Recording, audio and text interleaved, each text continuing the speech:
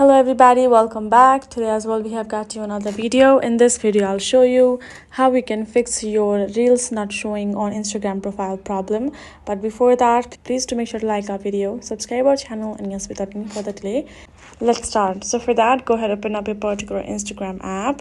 Once you have done that, this kind of interface is gonna pop up. Now all you gotta do is switch to your profile, which is given in the bottom right corner, and now you will see your profile. And now switch to the reels section. Now you will find a particular reels right over here. All you gotta do is simply, when you reload it, the reels will be gone, and even if you reload again, it won't appear. So for that, you're gonna go back and remove it from the used apps, and now relaunch your particular Instagram app.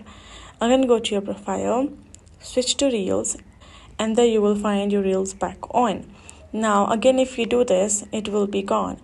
So this is not your problem. There is nothing wrong in your account as well. It's just some bug issues coming on Instagram itself. You just have to wait for a while, be patient. It will solve the problem itself and you're good to go.